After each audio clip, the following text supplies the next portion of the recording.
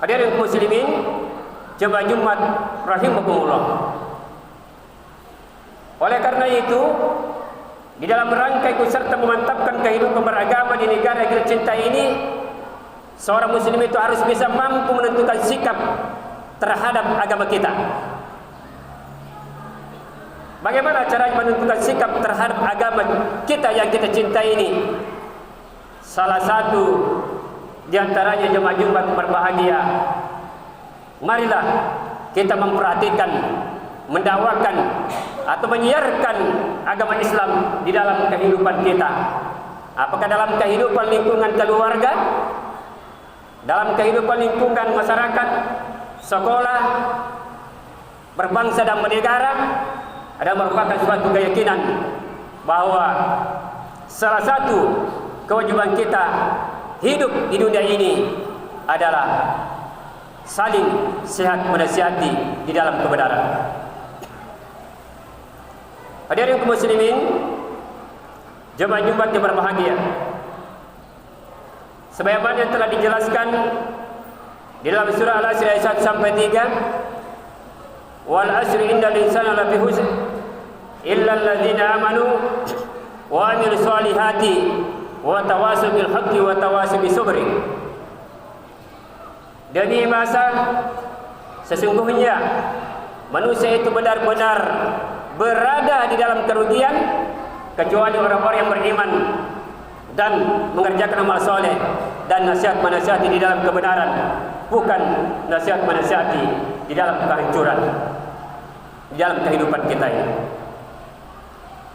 Hadirin kaum muslimin rahimakumullah,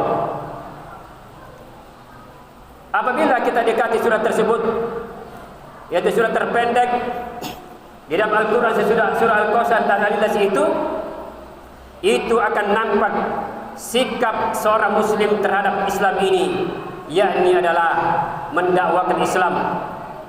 Sikap seorang muslim terhadap Islam ini yakni adalah mendakwakan Islam, atau dengan kata lain tawasaw bil haqqi, yaitu nasihat menasihati di dalam kebenaran, bukan nasihat menasihati di dalam kehancuran. Hadirin kaum muslimin jamaah Jumat yang berbahagia, seorang pedagang misalnya, ia harus memberikan contoh bagaimana seharusnya seorang muslim itu berdagang sesuai dengan ajaran Islam. Nah, dakwah semacam inilah yang dinamakan yang dakwah bil hal, di mana setiap pribadi muslim sebagai iklan atau sebagai promosi dari agamanya, yang langsung memberikan contoh kepada masyarakat, memberikan contoh bagaimana tuntunan kehidupan beragama di dalam kehidupan kita ini, manakala kita melakukan suatu transaksi jual beli di dalam kehidupan kita. Artinya jemaah Jumat yang berbahagia, kita ikuti aturan-aturan yang ada sesuai dengan akad daripada jual beli tersebut. Jangan jual terlalu tinggi harganya, dan jangan sampai di dalam kehidupan kita terjadi misalnya sengaja untuk mengurangi misalnya timbangan dan lain-lain sebagainya.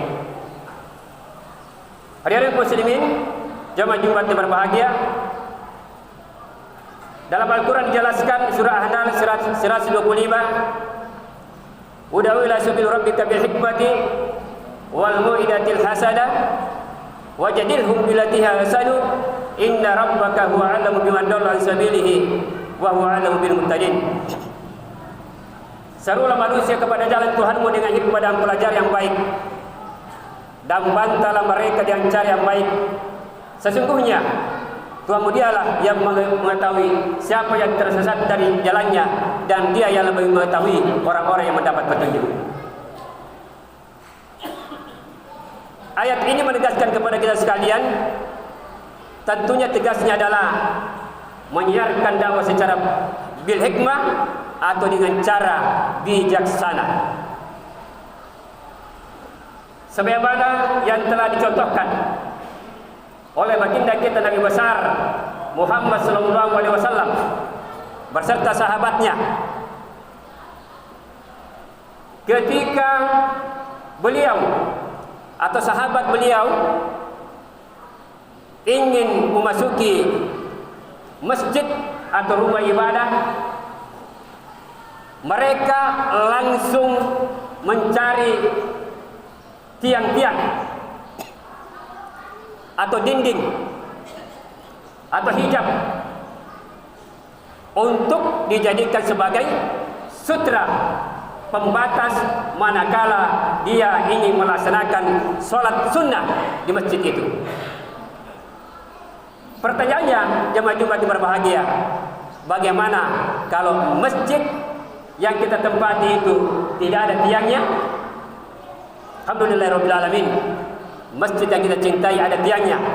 Itu salah satu pertanda bahwa Rasulullah dia berdiri di situ melaksanakan sholat sunat. Karena Rasulullah sallallahu alaihi wasallam yaqifu qaruba min sutra, fakana bainahu wa baina jidari salasat asr. Ketika Rasulullah sallallahu alaihi wasallam ingin melaksanakan sholat sunnah, mereka berdiri di hadapan sutra atau dinding atau hijab kurang lebih 3 hasta. Baina modi sujudi wal jidari mamurusa. Kurang lebih 1 anak ekor kambing antara tempat sujud dengan dinding atau sutra atau pembatas itu. Kalau tidak ada tiangnya, maka dia langsung ke depan di dinding tersebut. Siapa yang pertama-tama memasuki masjid tersebut. Tetapi kalau dia sudah pulang misalnya, masih ada sap-sap dijadikan sebagai suatu sutra atau pembatas atau dinding. Dan ini bisa terjadi jemaah Jumat yang berbahagia ketika ingin sholat. Pada saat itu dijadikan sebagai sutra punggung kita, manakala orang tersebut, jamaah tersebut mengerti tentang sutra pembatas dinding ini.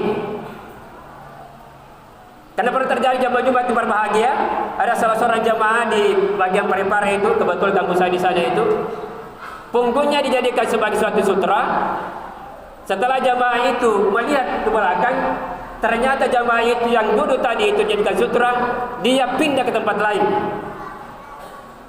Maka tidak ada dijadikan sebagai sutra orang yang sholat tadi.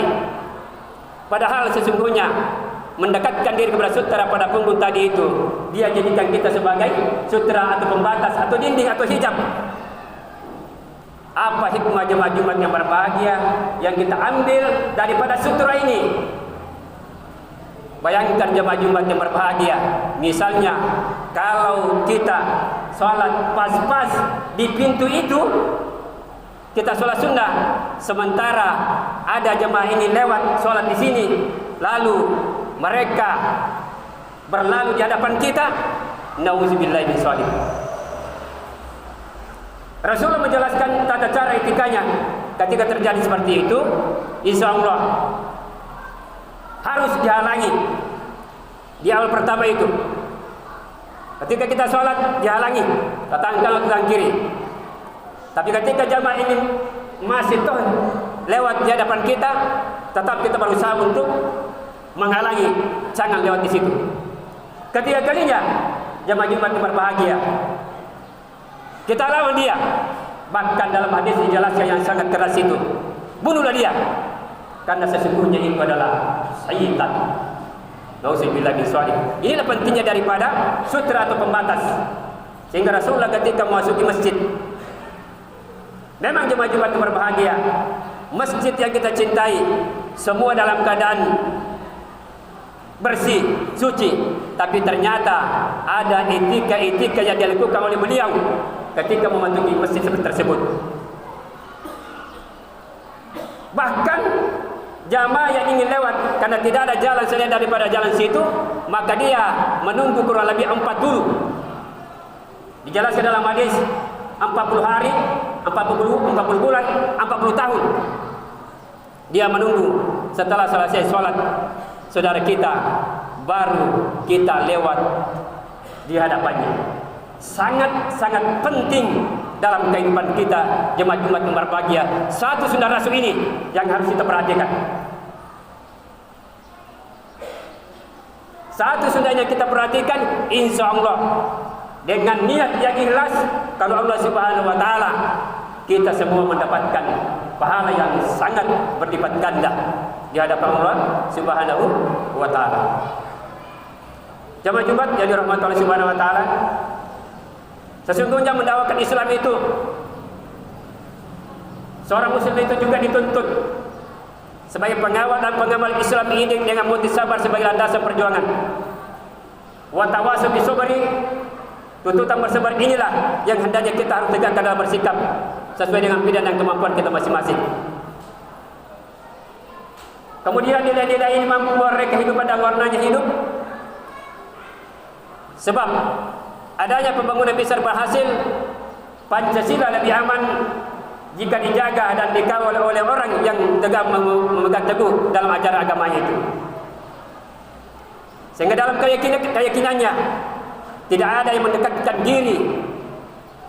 Harapan kita bermunajat kepada Allah Subhanahu wa taala kecuali Allah yang Maha Besar yang telah menciptakan kebutuhan-kebutuhan atau menciptakan langit dan bumi beserta isinya ini.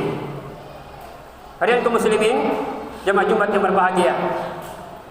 Kesimpulan khutbah pada kesempatan berbahagia ini, marilah kita senantiasa sesuai dengan kemampuan kita menyiarkan, mendakwakan Islam, tergantung metode apa yang kita lakukan, tetapi yang jelas satu kewajiban yang kita laksanakan, manakala kita laksanakan menyiarkan daripada kami Islam ini. Demikian yang khutbah singkat yang sempat saya sampaikan pada kesempatan berbahagia ini. Mudah-mudahan sajalah dapat bermanfaat untuk kita semua, terutama diri pribadi kami sendiri, dan dapat diambil mana yang terbaik untuk kita. Barakallahu li wa lakum fil Qur'anil azim wa nafa'ani wa iyyakum bima fihi minal ayati wa zikril hakim wa taqabbala minni wa minkum tilawatahu innahu huwas samiul